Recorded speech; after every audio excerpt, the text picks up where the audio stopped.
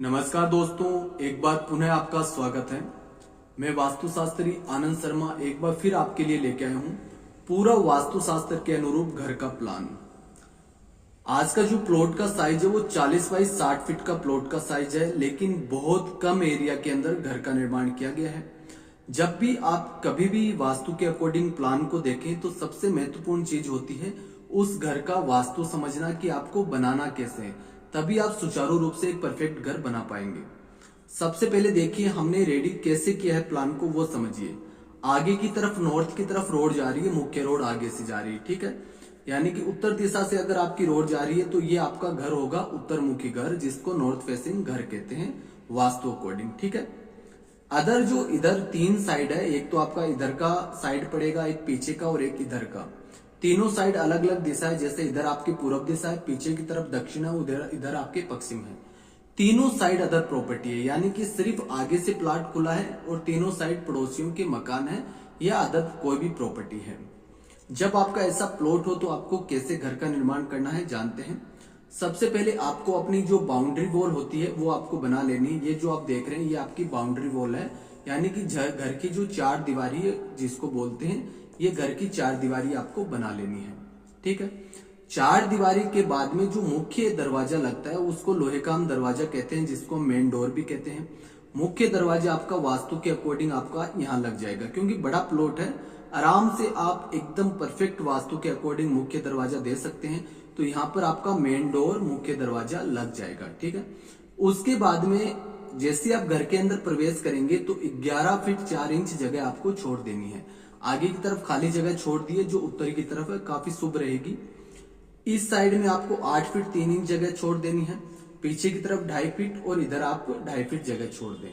तो अपन चारों तरफ क्या करेंगे, खाली जगह छोड़ के अपने घर का निर्माण करेंगे। दो बेनिफिट होंगे, एक तो कम लागत में घर बन जाएगा, ठीक है, और दूसरी चीज है कि बहुत शानदार वेंटिलेशन होगा। घर के अंदर हवा और प्रकाश का आना बहुत ज्यादा जरूरी होता है, तो वास्तु का ध्यान रखते हुए आपको चारों तरफ जगह छोड़नी है। ऐसे घर के अंदर सुख समृद्धि धन धान्य के भंडार भरे रहते हैं और उनके बच्चे भी समय पर विवाह हो जाते हैं, नौकरी पैसे या जो भी काम करते हैं उन्नति प्राप्त होती है।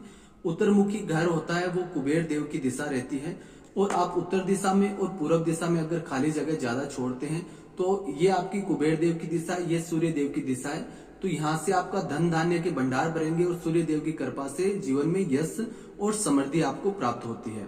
तो इस चीज का ध्यान रखें। उसके बाद में बात आती है कार पार्किंग की। आपको कार बाइक कोई भी पार्क करनी है तो आगे देखिए यहाँ से लेकर यहाँ तक 11 फीट के लगभग जगह है, तो बाइक वगैरह स्कूटी तो आराम से आप कहीं भी लगा सकते हैं।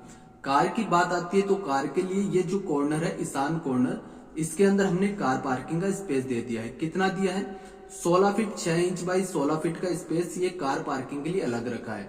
वैसे इस दीवार से लेकर यहाँ तक पूरा स्पेस आप यूज कर सकते हैं, तो यहाँ पर आपकी आराम से कार पार्क हो जाएगी, ठीक है।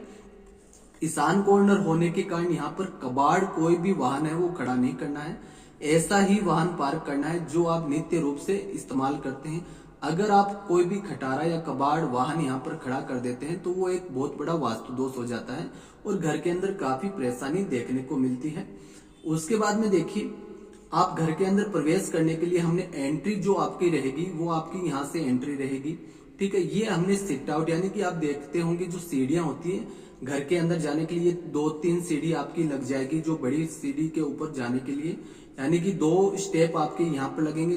3 जो स्टेप होगा, 3rd सीढ़ी वो आपकी बड़ी सीढ़ी लग जाएगी। सिट आउट एरिया हो जाएगा आपका 6 फीट ऐसे लंबाई रहेगी और 4.5 फीट के लगभग चौड़ाई रहेगी, तो यहाँ पर आपकी सीढ़ियां हो जाएगी।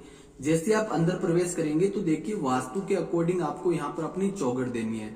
चौखट कहते हैं जो घर का मुख्य दरवाजा अंदर का होता है, जिसकी आप जब भी घर प्रवेश करते हैं तो आप उसकी पूजा करते हैं, वो चौखट का मुख्य दरवाजा होता है, यहाँ पर आपका वो लगेगा। अंदर प्रवेश करते हैं तो आप क्या देख रहे हैं, अंदर प्रवेश करेंगे तो ये पूरा आपका ब्रह्म स्थान आ गया है, ठीक है। यहाँ पर आपका ब्रह्म स्थान है। उससे पहले ये जो ईशान कॉर्नर अपने घर का क्या है, ईशान कॉर्नर है अपने घर का। यहाँ पर आपको बड़ा सारा हॉल मिल रहा है, 16 बाई 16 फीट का एक बड़ा हॉल आपको मिल जाएगा, ठीक है। अब यहाँ पर अगर आप सोफे वगैरह लगाना चाहें तो सोफे सेट कर सकते हैं। अगर आप ओपन यहाँ पर पूजा घर रखना चाहें तो पूजा घर इस कॉर्नर में आप रख सकते हैं। सोफे आप इधर इस साइड में ऐसे सेट कर सकते हैं अपने हिसाब से, ठीक है। आपको समझाने के लिए सोफे दिखाए गए। एक विंडो आप इधर ओपन कीजिए उत्तर की तरफ और एक विंडो आप पूरब की तरफ ओपन कीजिए। बड़ी बड़ी विंडो लगाइए दो, बहुत शानदार वेंटिलेशन रहेगा, घर के अंदर पॉजिटिव एनर्जी आएगी और आपके घर के अंदर बहुत शानदार वास्तु रहेगा। उसके बाद में ये ब्रह्म स्थान है, यहाँ कोई भी तरह का निर्माण नहीं करना है।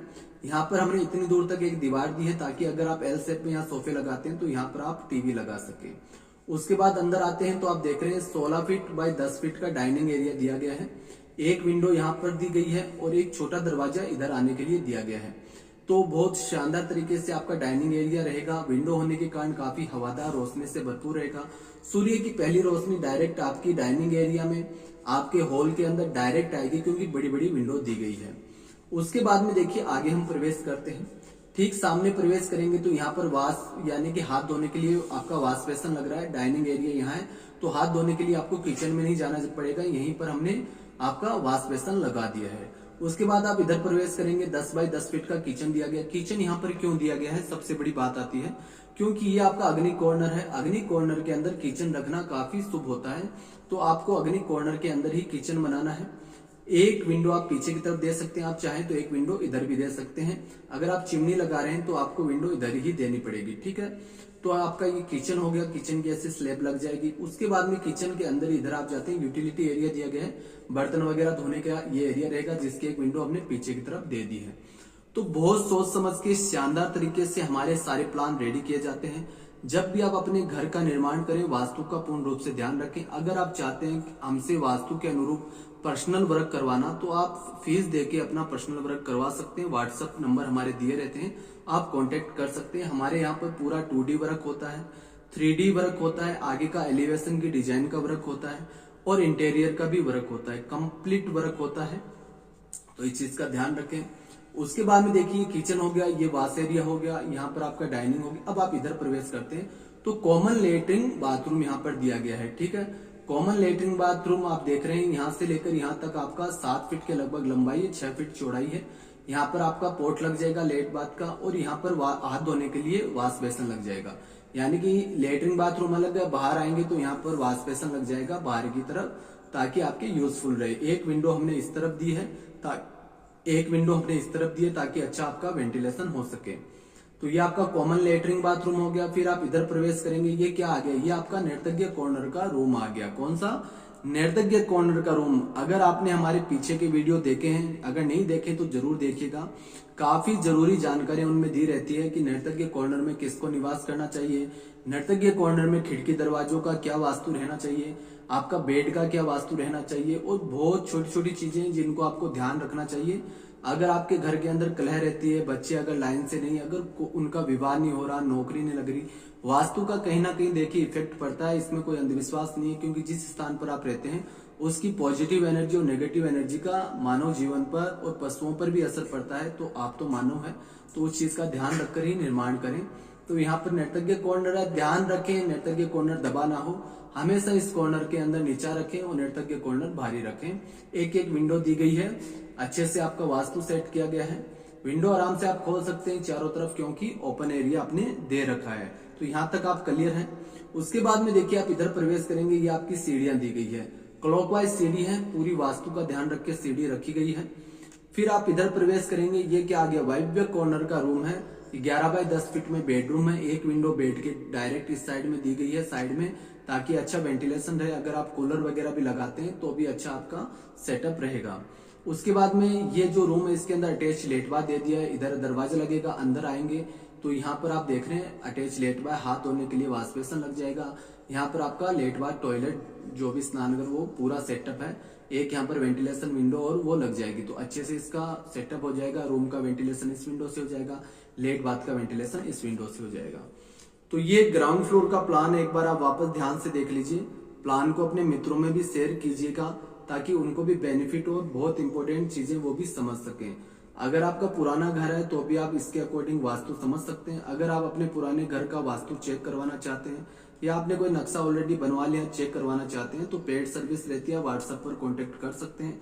आज के लिए इतना ही। जय श्री कृष्णा। ग्राउंड फ्लोर का प्लान था नॉर्थ फेसिंग, इस चीज का ध्यान रखें।